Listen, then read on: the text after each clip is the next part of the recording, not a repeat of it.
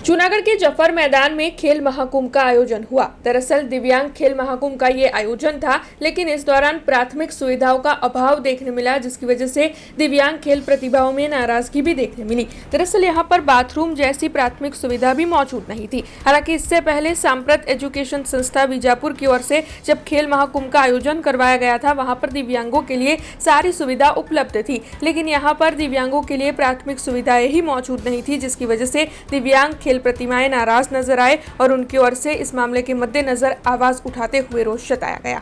હું દિવ્યાંગ અધિકાર મંચ સ્વૈચ્છિક સંગઠન ચલાવું છું। અત્યારે અમે આ મેદાનમાં રમવા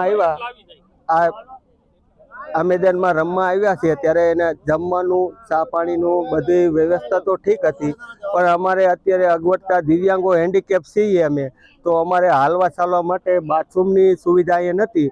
આવનાર સમયમાં સાંપ્રાજ એજ્યુકેશન ટ્રસ્ટમાં જે આ ખેલ મહાકુંભનો કાર્યક્રમ થાય તો દિવ્યાંગ सांप्रत एज्युकेशन एंड चेरिटेबल ट्रस्ट અમે લગભગ 2011થી સ્પેશિયલ ખેલ મહાકુંભનું આયોજન કરતા આવીએ છીએ, જેમાં આપણે સ્પોર્ટ ઓથોરિટી ઓફ ગુજરાત અને જિલ્લા રમતગમત વિકાસ અધિકારીની સહયોગથી અમે દર વર્ષે આ દિવ્યાંગો માટેનો સ્પેશિયલ ખેલ મહાકુંભ કરીએ છીએ।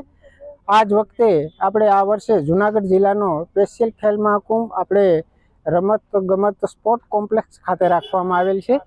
અહીં આ દિવ્યાંગોને તમામ સુવિધા મળી રહે તે માટે અલગ અલગ ગ્રાઉન્ડની વ્યવસ્થા ખૂબ જ સારી રીતે કરવામાં આવી છે અને ગ્રાઉન્ડ પણ ખૂબ સારું બનાવવામાં આવેલ છે, જેથી દિવ્યાંગોને સારી સુવિધા મળી શકી છે।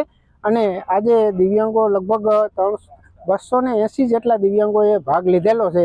પોતાનામાં રહેલ જે સુષુપ્ત શક્તિઓનું પ્રદર્શન કરી અને તમામ દિવ્યાંગોએ હોંશભેર ભાગ લીધેલ છે, જેમાંથી અહીં સ્પોર્ટ ઓફિસ તરફથી 4 થી 5 દિવ્યાંગોને રૂબરૂ મળી અને એની ગેમની જે મહત્વાકાંક્ષા છે એને પુરવાર કરવા માટે આ લોકોએ ખૂબ જ સહયોગ આપવાનો પણ નિર્ણય કરેલ છે, જેથી આવતા સમયમાં આ દિવ્યાંગો આપણા પેરાલિમ્પિકમાં જઈ અને આપણા જિલ્લાનું नाम रोशन कर सके। हमसे जुड़े रहने के लिए हमारे YouTube चैनल को सब्सक्राइब करें और नई वीडियो की नोटिफिकेशन के लिए बेल आइकॉन को दबाएं।